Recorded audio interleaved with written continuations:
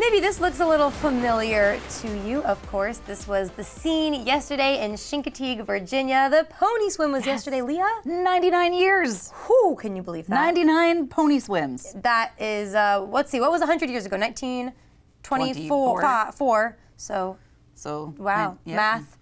It's been around for a long time. It has been around for some time, yes. But you got to see it in its full glory. I've actually never had a chance to go see the pony swim. So. It is fun, and you would enjoy it, I think, especially like the marshy area a little more than me. I probably would. Yeah. I'd be like, where's Leah? Well, digging in the mud. She's lost in the marsh. Making mud castles. Yeah, I got to watch it from Memorial Park, which was definitely up my alley. It's like on this grassy area. The water's right there. You can still watch it live, so it was very fun. But have you had fun at the pony swim? I'm glad you did. Did you watch on DSN? Did you download the app like we told you to? Because we did tell you. I hope you're not waking up with any regret. Oh, I didn't download the DSN app. Well, it's not too late to download it. Yeah, it's not. Because, I mean, August is fast approaching. It is. Which means it's going to be preseason for all kinds of different sports, locally, professionally, and we know you want to stay close to all of that, and the DSN app is going to be the best way to do it. That's right. So do that. Also, go on Coast TV or CoastLife.com or our Facebooks. We have a lot of recaps from the pony swim. But if you're new here, welcome to Coast Life. Yes. We're your hosts. I'm Paige Marley. I'm Leah Rizzo. And we do have the 2024 Paris Olympics coming up, which I know we're really excited. That kicks off tomorrow. Yes. So keep in mind, we actually won't be around during said Olympics. So we're going to miss you. Yeah, it's our last day with you guys. But until then, we're gonna make it count. We're gonna make it last. Yes, yeah, we have a lot of local stuff to get to today. We're going to remind you of some programming changes during the show as well. And that's not just for us, that's for Coast other TV Coast in TV general. newscasts, shows you're used to watching, but it's all for a good reason, right? We can all watch the Olympics together. That's right. We're really excited for this. The last Summer Olympics, or maybe it was the last winter, I don't remember, but wasn't it like the time change?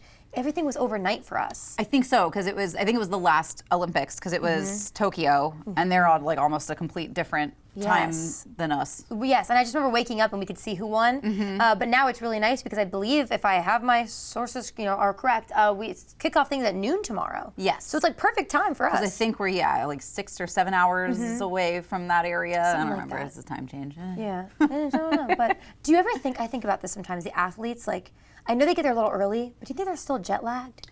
Probably to some degree. That's rough. I mean, I'm sure it's a mix of jet lag, but also like the adrenaline rush and like the hyper focus. Like if you're a professional athlete, I'm sure you know how to rein it in. True. And figure it out. But I'm also sure that there's definitely some jet lag and culture shock and just a lot going on. That's a good point. So I'm excited to see those. Do you have an athlete you're most looking forward to seeing, or a team? I mean, always Simone.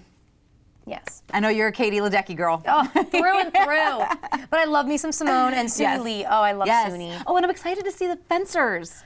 Yes. That we saw the preview of. They're a married couple. Oh, yeah, they're so cute. And see, now we can't decide what we want to see more because breakdancing. Yes, that's Breaking. right. First time. Yes, I saw a tweet today and it was like, nobody told Allison Stoner. That girl from, like, if you don't know, she's a breakdancer from like Camp Rock. Yes, Disney Channel girly. Step Up. Yeah, all that stuff. She's such a good dancer. Yes, she is an incredible dancer. This is going to be fun.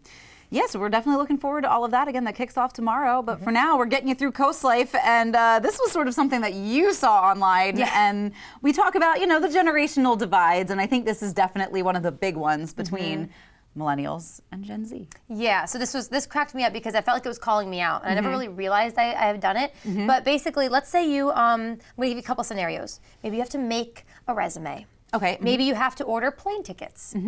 Maybe you're making some sort of like project, like birthday invitations. Yep. Do you do it on your phone or on a computer, on a big screen? Yeah, definitely on a laptop or computer. I'm not doing all that on my phone. I mean, I'm terrible at typing on my phone keyboard. It's smaller than the iPhone's was.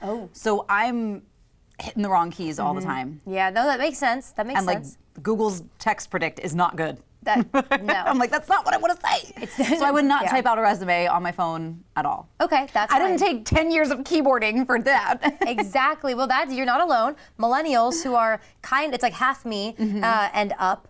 We like the big screens, and we can almost even though we know we can do everything on the phone, we kind of refuse. Meanwhile, Gen Z was in the comments like, you guys know you can buy plane tickets on your phone, right?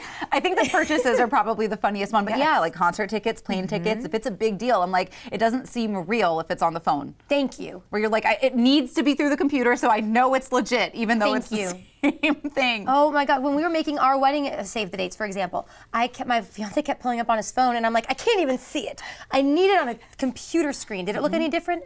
No. Is the confirmation text exactly the same? Yes, but I can't help it. You know, even with not all my bills, but some of them, I still get a paper bill in the mail. And everyone's like, why don't you just have direct deposit or just pulls it out of your account? Yep. I need to do it. Not for all of them, but there's I always certain mailed ones. my rent, because the still do. online had a surcharge of like Yes. $40 extra, and I was like, well, I'm not paying all that, so I would mail it. That is insane. But it's just, it felt more official, more real. It does. So if you're a millennial and you feel this way too, and you need to do everything on a big screen, yes. And if you're a Gen Zer, don't make fun of us. I'm also half Gen Z in a way. Yeah, you're a cusper. I'm a You're cusper. right there on the cusp. And I Yeah. think too, like, you know, especially the younger members of Gen Z wouldn't have grown up with like the family computer per se. Where Yeah. like that is where important purchases were made. You had to be Yes. on the computer. You had to, you know, pull up whatever it was you Yep. were doing, and like you had witnesses. You knew that everything was going to be good to go. And I think like the significance of a physical computer isn't there for Gen Z. I think the Right. way that it was for us growing up. Totally. It was funny. We asked one of our Gen Z coworkers about this, and he was like, "Why would I get plane tickets on a computer? I would have to boot up my PC." Exactly. Yes, that's the point. Yes. And I'll do it on my laptop. Like laptop counts. Yeah, laptop counts. But it has to be the Yes. bigger screen. You're right. But like I wouldn't do it on an iPad. So I was just gonna say, so I got an iPad for Christmas like a year or two ago, and that is like my medium. That is like, it's almost like my training wheels. Okay. If I know I'm being kind of ridiculous about opening my laptop up, I will do it on my iPad.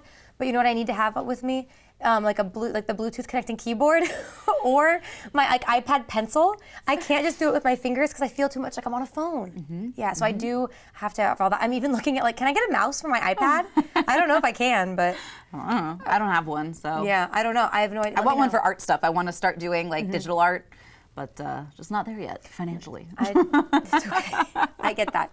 But yeah, I don't know what it is. It's something that's just ingrained in us millennials, and let us be. I think so. I'm sure some of it is just, again, like I don't want to say cultural, but it is a little bit, I think, under that umbrella of just, you know, when we were kids, the computer had such significance as like that was the way that you did something important, whether it was purchasing something online.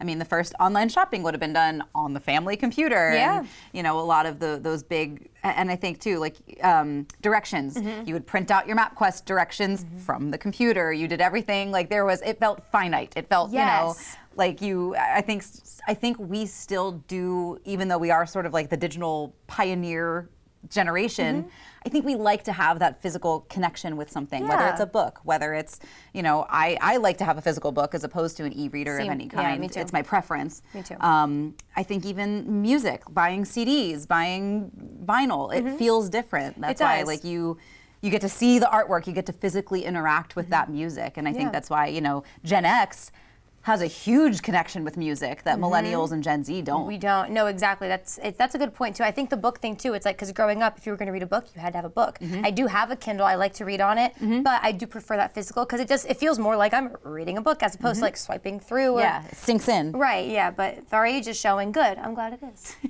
Yeah. Yes. So maybe you feel the same way we do, or maybe you gotta try it out with your Gen Z kid at home, see what they say. Yeah, see if they'll order plane tickets on their phone. See what they say about it. It's crazy. But we got a show to get to. Our field correspondent, Spencer Tover, is going to tell us what's coming up today on CoastLife. Oh, hey guys.